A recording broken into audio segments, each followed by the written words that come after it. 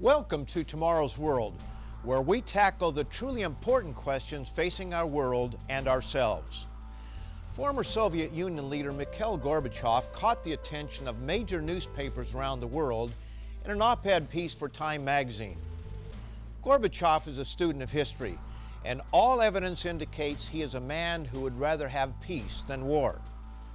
Presidents Gorbachev and Ronald Reagan bought time for the world when they agreed to ratchet down nuclear stockpiles.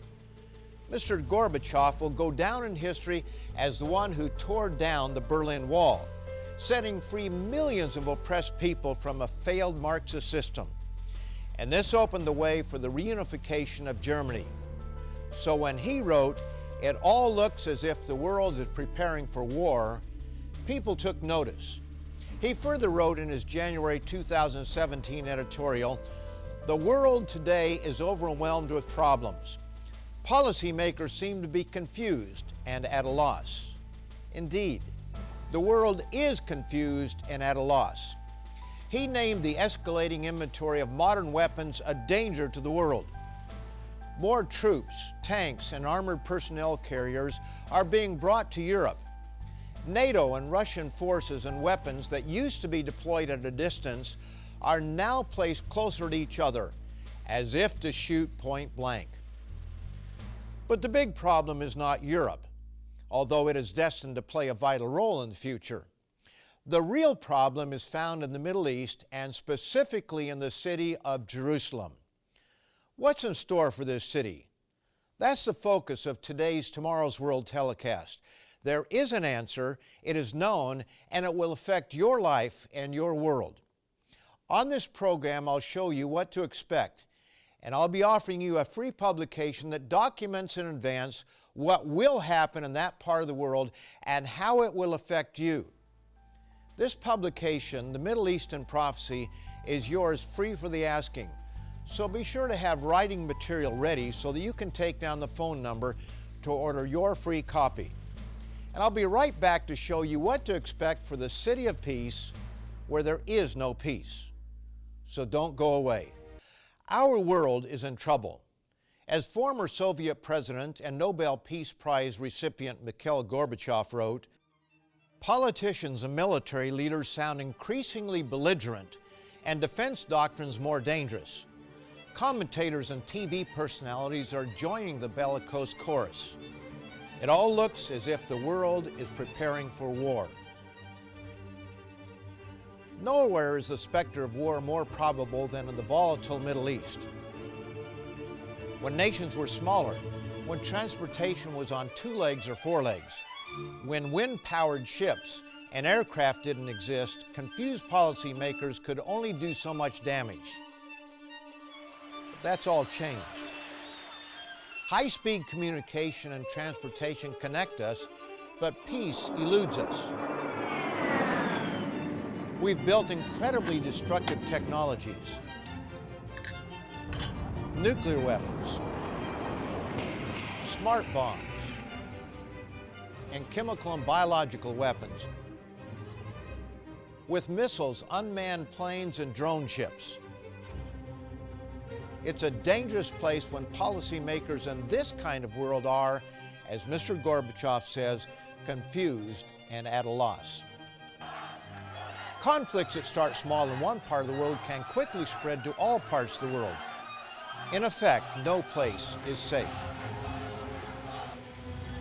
The tiny nation of Israel and its chief city, Jerusalem, are at the core of many Middle Eastern problems. Tension in the region is a result of several factors. The Middle East is rich in oil, and ever since the invention of the automobile, the world literally runs on oil. 5 of the world's top 10 oil reserve countries just happen to be in the Middle East, but none of them being the Jewish state. Combatants in World Wars I and II fought for control of Middle Eastern oil, and struggles for control of this valuable natural resource continue to this day. Religion is another factor creating instability in the region. Judaism is the oldest of 3 major religions found there. Christianity came along in the 1st century AD, with Islam powerfully emerging in the 7th century. One cause of tension in the region that is often overlooked here in the West is a familial background which has resulted in strife between these nations dating back to ancient times. The beginning of these problems can be found in the book known as the Bible. There we read of a man named Abram, later called Abraham. His wife seemingly could not have children, and one day came up with an idea that appeared good at the time, but it had a far greater impact than anyone could ever imagine. We read of it in Genesis, the 16th chapter. So Sarai said to Abram, "See now, the Lord has restrained me from bearing children. Please, go into my maid. Perhaps I shall obtain children by her." Abram listened to his wife. A child was born, and they named him Ishmael.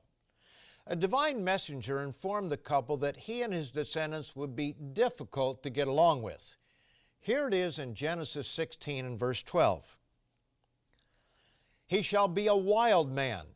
His hand shall be against every man, and every man's hand against him. And he shall dwell in the presence of all his brethren."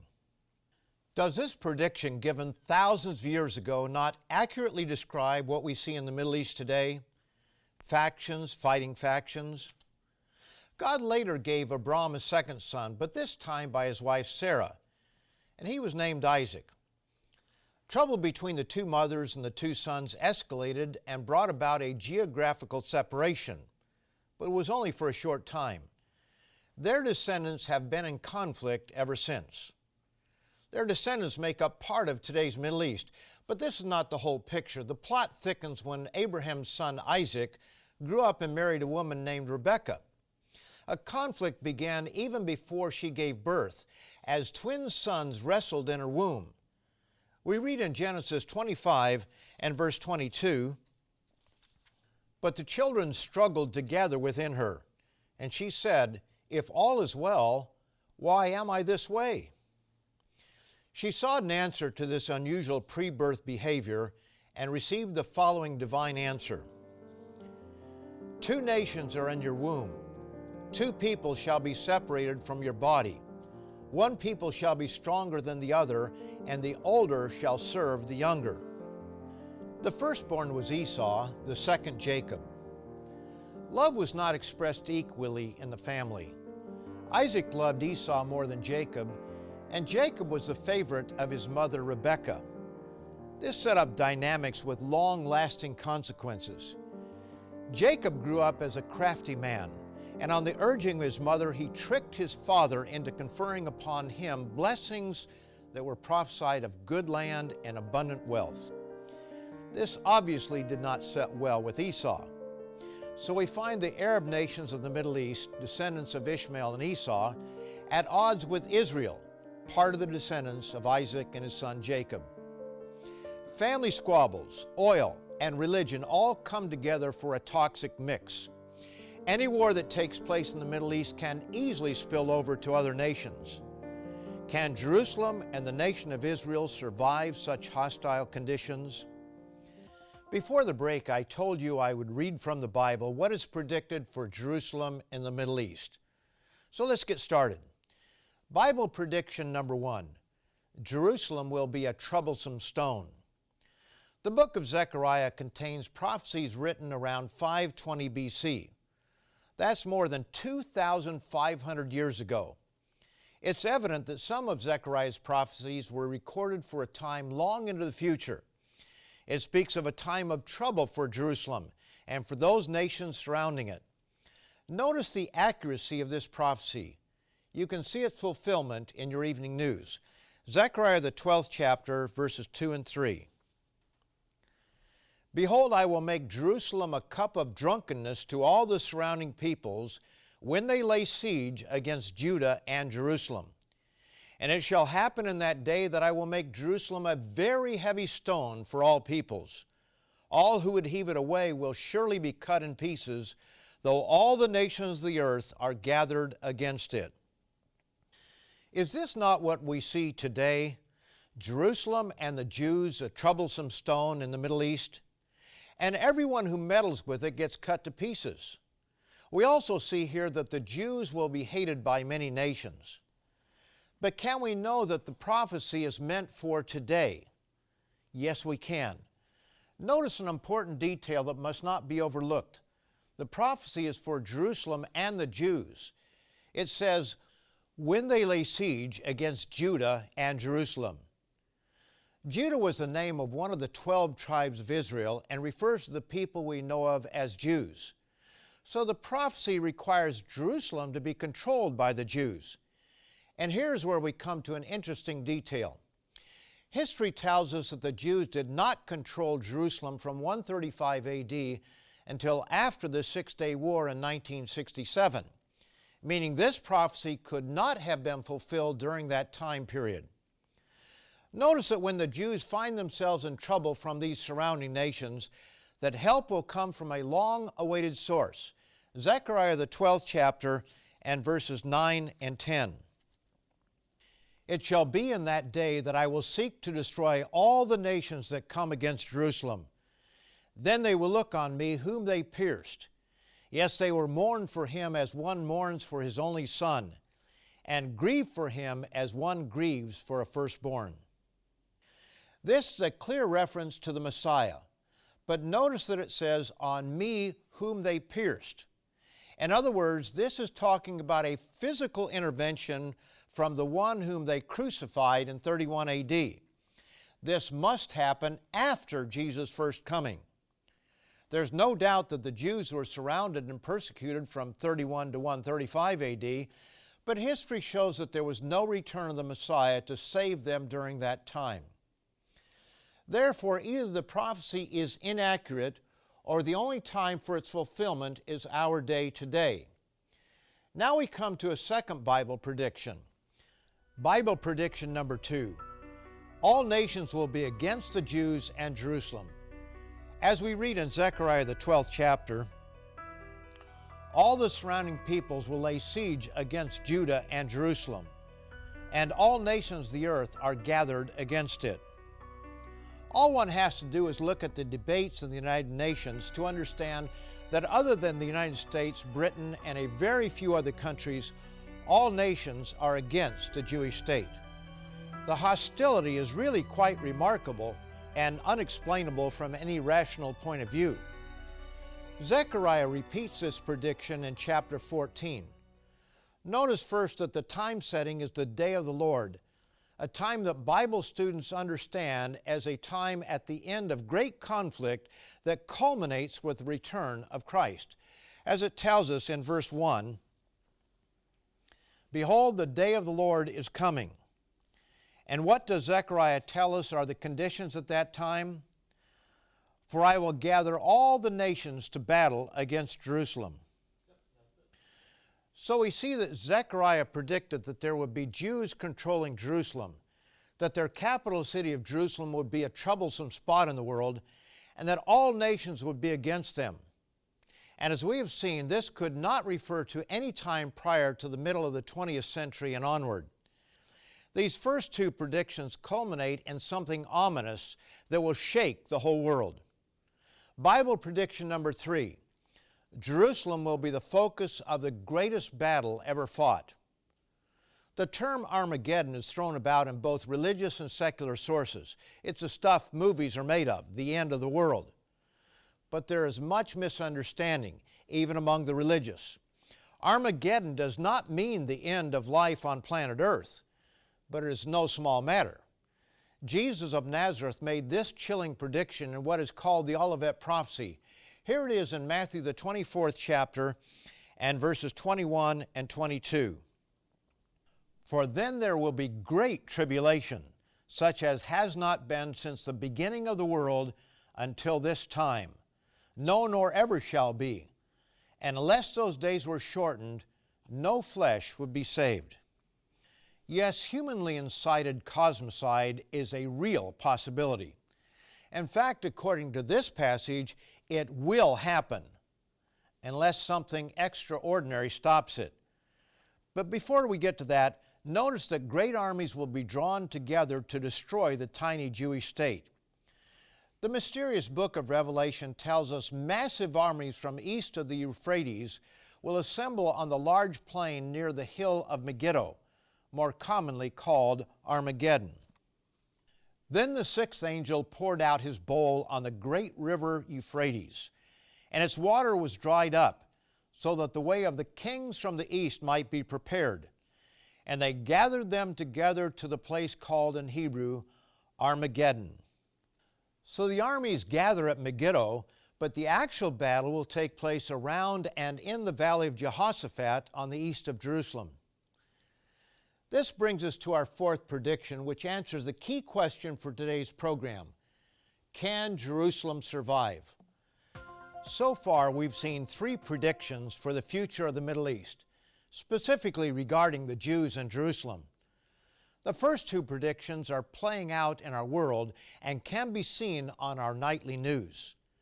Bible prediction number 1, Jerusalem will be a troublesome stone. Prediction number 2, all nations will be against the Jews and Jerusalem. These predictions will culminate in Bible prediction number 3. Jerusalem will be the focus of the greatest battle ever fought. Now we must answer the question, can Jerusalem survive this coming conflict? As we read from the book of Matthew, human annihilation is possible, but will be stopped by intervention from a source man has generally rejected.